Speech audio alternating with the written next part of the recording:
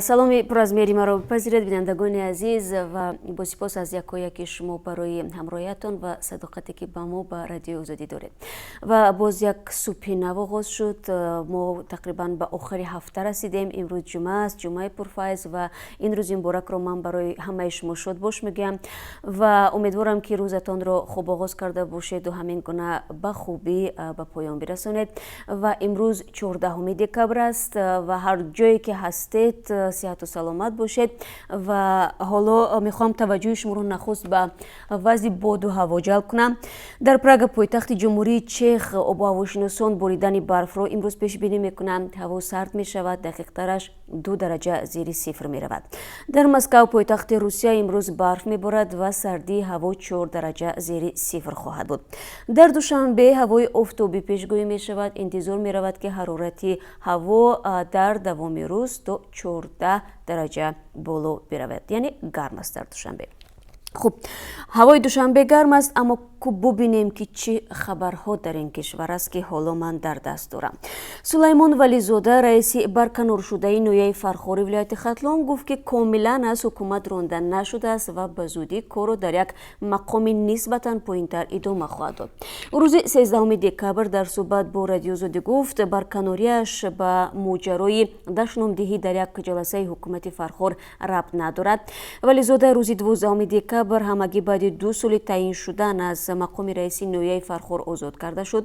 Дар фармони раиси ҷумҳурии Тоҷикистон сабаби барканории ӯ гузаштан ба мақоми дигар гуфта шудааст, вале на хадамоти матбуоти президент ва на худи ӯ нагуфтанд ки Сулаймон Вализода чӣ масъулиятеро бар уҳда гирифтааст.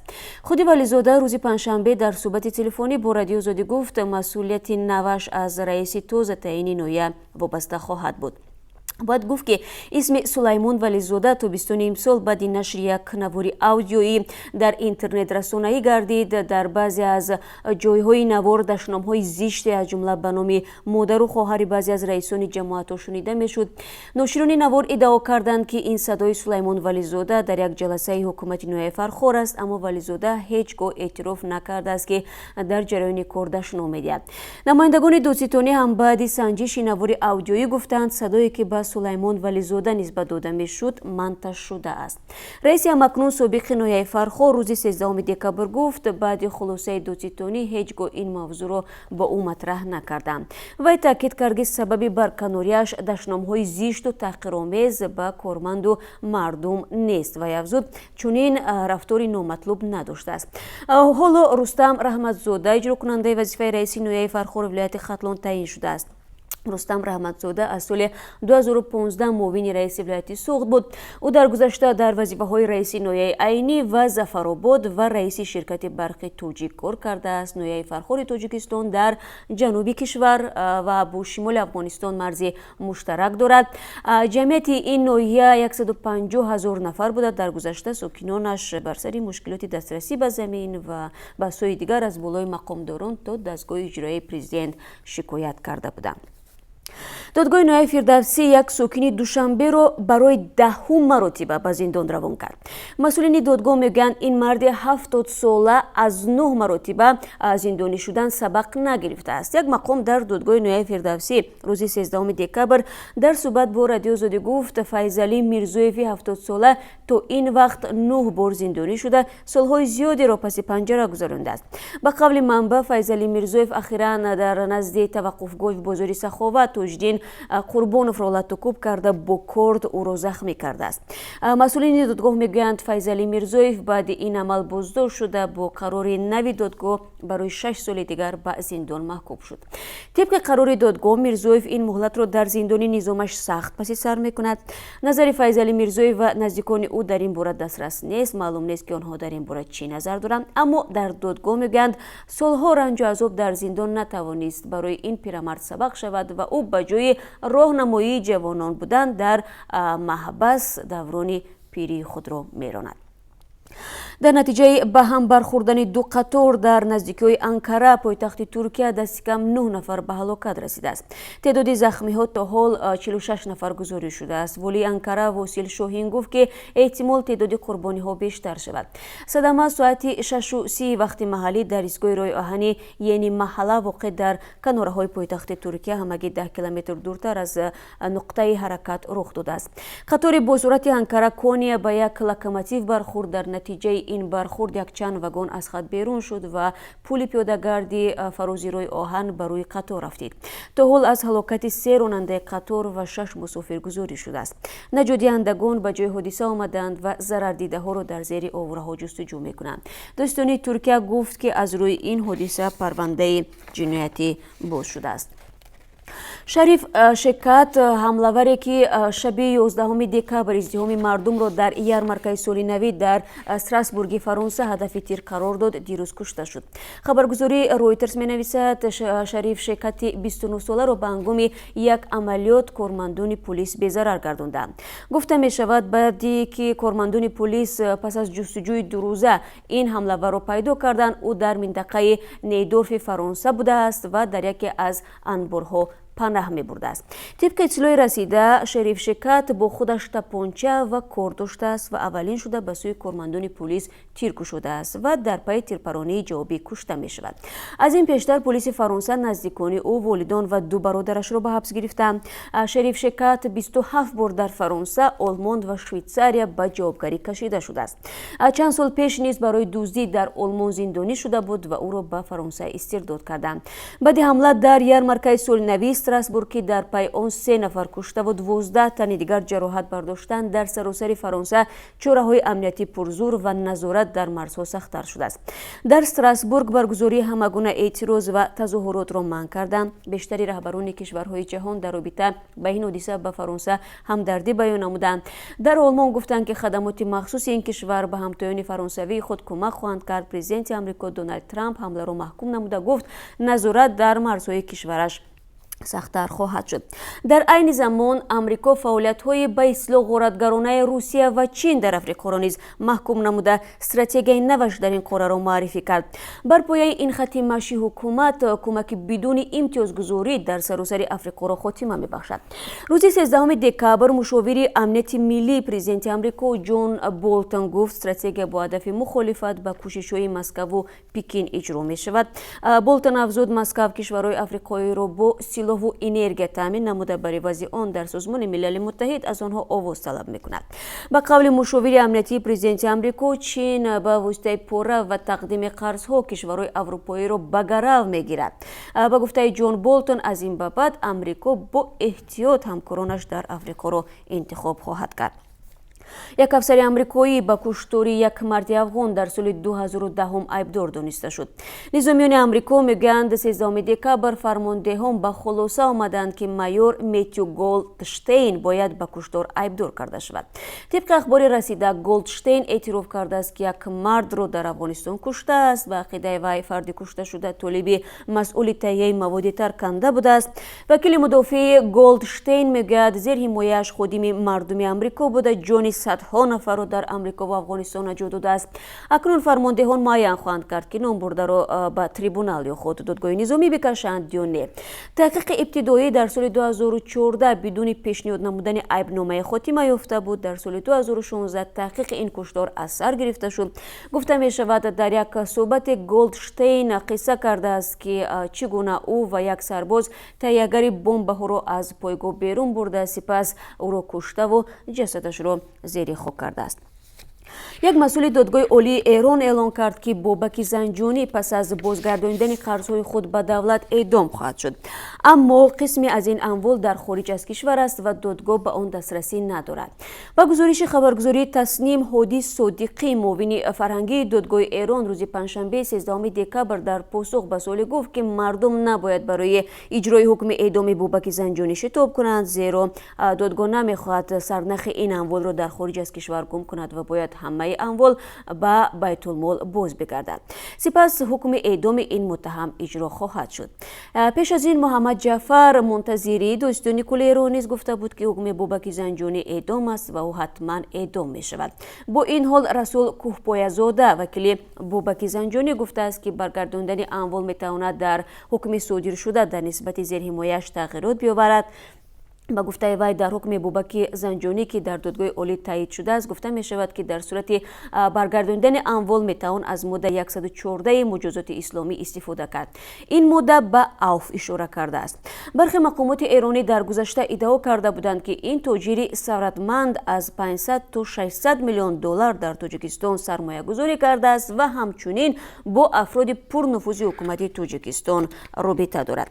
خب به نگاه می اندازیم به ترکمنستان همسایه کشوری تاجیکستان در پی قبول قانون نوی نوشاکی و اسپریتی ترکمنستان انتظار می رود فروش این نوی نوشاکی محدود شده نرخ آن بالا برود. در این باره رسانه مستقل کرونیکا ترکمنستان اطلاع داده است. در متن قانون آمده است که نوشاکی اسپریتی تنها در نقطه های مخصوص سودا، طربخانه و قهوه خانه ها فروخته خواهد شد. مغازه ها آن را تنها در روزهای کاری از ساعت 10 تا 20 می فروشند. فروش نوشاکی اسپریتی به شخصان تا 21 ساله منع است. قانون مذکور دوره به دوره به اجرا خواهد درآمد. محدودیت های اول از 1 ینوری سال 2019، بخش دوم از ایولی سال 2019 و باقی از 1 ینوری سال 2021 به اجرا می درآید. از جمله بند منع فروش نوشاکی اسپریتی در روزهای استراحت از سال 2021 اجرا خواهد شد. کرونیکا ترکمنستان همزمان خبر داده است که نرخ نوشاکی اسپریتی در ترکمنستان الکی از اول ماه دکبر بالا رفته است. بنا به معلومات نشریه اکسیز نوشاکی اسپریتی و تماکو در ترکمنستان از 1 دکبر بالا برده شد و با گفته خبرنگار بخش ترکمنی رادیو آزادی در حال حاضر در فروشگاه‌های اشقابات نوع‌های گوناگون نوشاکی اسپریتی را میتوان پیدا کرد. از همه نوع ارزان آنها 13 منات یعنی حدود 4 دلار با قرب رسمی و از همه گران 100 منات ارزش دارند. ولی نه همه میتوانند نوشاکی اسپریتی را آشکارا بفروشند. دریافت اجازت نامه فروش این نوع نوشاکی مشکل است، افزود خبرنگار رادیوی آزادی. خب برمیگردیم به تاجیکستان. وکیل دفاعی در تاجیکستان در قلابی گمان بر می شود آژانسی مبارزه با کروپسیای تاجیکستان میگوید که تحقیق پرونده اوید به قلابی در حجم بزرگ که ماه اکتبر سال جاری باز شده بود در حال انجام یابی است. در خبر رسمی این نهاد گفته می شود که ژان اسرائیل و ادوکات کلیگ ادوکات‌های عدل شهر دوشنبه بر اساس شکایت یک ساکن پایتخت گمان بر می شود که در شکایتش حقوق شناس را در گرفتن 8300 دلار مبلغ گناهکار کرده است. در شکایت شهرونده که اسمش آورده نمی شود، حقوق شناس در آن متهم می گردد که گویا سال 2014 با وعده کمک در حال یک بحث منزل در سود شهر دوشنبه پول گرفته و به وعده خودش وفا نکرده است. علاوه بر این شهروند آوردن مبلغ 2500 دلاری دیگر را طلب کرده. از این مقدار سنه 15 اکتبر سال 2018 مبلغ 5000 سومانی گرفته و آورده دادن باقی مانده 2000 دلار را طلب نموده است. آمده است در وبسایت آژانسی ضد کروپسیا. در خبر همچنین گفته می شود که اسرائیل و به هنگام گرفتن 2000 دلار باقی مانده بازداشت شد. ماده 247 قسم 4 بند ب که بر اساس آن پرونده باز شده است در صورت گناهکار اعتراف شدن شخص مجازات را در نمود پرداخت جریمه و تا 12 سال زندان را پیش بینی میکند. معلوم نیست که موقع خودی حقوق شناس به این اتهام چیست و تا کجا خودی این حقوق شناس اتهامات را اعتراف میکند و یا نه. خب به همه اونهایی که همین لحظه به ما پیوستن و از آزادی ویدیو کانال رادیو آزادی در یوتیوب رو تماشا دارند، بار دیگر درود میفرستم. شعله گل خوجه هستم در روبروی شما عزیزان با خبرهای تازه از تاجیکستان و جهان و با سپاس و یک شما برای همراهی و من تقدیم خبرها رو ادامه میدم. مسئولان شرکت توجیک فیلم گفتند که نمایش فیلم درباره زندگی نامه گروه موسیقی کوین در تالارهای سینمای کشور منع نشده است. مقامات توجیک فیلم به آژانسی اینترفاکس گفتند برای نمایش فیلم تا حال درخواست وارد نگردیده است. طالب رحمت اللهیف معاون رئیس شرکت توجیک فیلم به این آژانسی گفته است خبرهای مطبوعاتی که گویا بوهمیان رپسودی به خاطر صحنه‌های غیر اخلاقیش لغو شده است حقیقت ندارد. رحمت اللهیف همرویف میگوید واقعا هم در نزد تاجیک فیلم یک شورای مشورتی عمل میکند و فیلم هایی را که از بیرون وارد میشوند موافق به معیارهای بین المللی، منتالیته ملی و سیاست دولت ارزیابی میکند. فیلم بوهمیان رپسودی که از نام یک ترانه معروف گروه کوین گرفته شده است درباره زندگی نامه آوازخوان ایرانی اصلی این گروه فریدی مرکوری قصه میکند. برخی تماشابین تاجیک این فیلم در خارج میگویند که فیلم درباره زندگی محرمانه این آوازخوان که از بیماری سپید درگذشته است بی پرده قصه میکند و برداشت زید و نقیض درباره شخصیت و زندگی او حاصل می شود. برخی هم به این فیلم از نظر هنری فیلمسازی بهای منفی دادند. خب یک خبر ورزشی هم داریم. دسته منتخب فوتبال تاجیکستان در بازی اول دوستانه از تیم ملی عمان با حساب 1-2 شکست خورد. این بازی شب پنجشنبه 13 دکبر در شهر مسقط در مجمع ورزشی سلطان کوبوس که ورزشگاهش برای تماشاگران 34,000 جایگاه دارد با حضور 1,500 تماشاگر برگزار شد. هر سه گل در آخر بازی زده شد. محمد الحسنی بازیگر میزبانان در دقیقه 74 حساب را باز نمود. بعد 2 دقیقه گل دوم منتخب عمان را متا صالح به هدف رساند. شرف جان صالح نیم حمایتگر منتخب تاجیکستان در دقیقه 89 حساب را تغییر داد. در واقع در هیئت منتخب ملی تاجیکستان در بازی مقابل عمان بجز شرف جان صالحی 19 ساله باز 4 بازیگر تیم منتخب جوانان کشور دروازه‌بان شاروخ قرغیز بایف 16 ساله، حمایتگر حسین نورمتوی 18 ساله، نیم حمایتگر شیروانی مابدشویوی 18 ساله و نیم حمایتگر مرکزی کرامتالله سیدفی 19 ساله بازی کردند. این اولین بازی و باخت منتخب تاجیکستان تحت رهبری متخصص 53 ساله ازبکستانی عثمان توشف می باشد. بازی تکراری دوستانه میان تیم‌های ملی عمان و تاجیکستان در مجمع ورزشی سلطان کوبوس روز یکشنبه 16 دکبر ساعت 18:30 به وقت محلی و ساعت 19:30 به وقت دوشنبه شروع بشود. تماشا کنید بینندگان عزیز. و در این قسمت صحبت چون معمول رو میارم به بازار اسعار خارجی در تاجیکستان.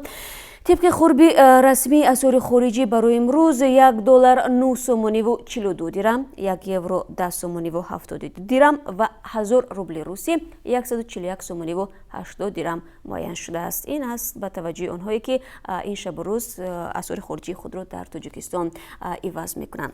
خب تقریبا 18 دقیقه من با شما صحبت داشتم و کوشش کردم که تازه ترین خبرهای تاجیکستان و جهان را در این صبح بر وقت و در این روز جمعه به سهم شما برسانم. خب این روزی قبل از استراحتی شما است و فکر میکنم که شما یک استراحت خوب هم در پیش دارید، ولی پیش از آن که به استراحت بروید تماشای سرخط خبرهای روز را بعدی 3 ساعت دیگر و همین گونه تماشای برنامه خبری رادیو آزادی رو فراموش نمیکنید که گزارش‌های جالب دارد و خبرهای تازه دارد که فکر میکنم برای شما هم دونستنی آن از منفعت خالی نیست. و من با شما خداحافظی نمیکنم. روزتون بار دیگر بخیر باشد و تا ملاقات بعدی بعد از 3 ساعت دیگر.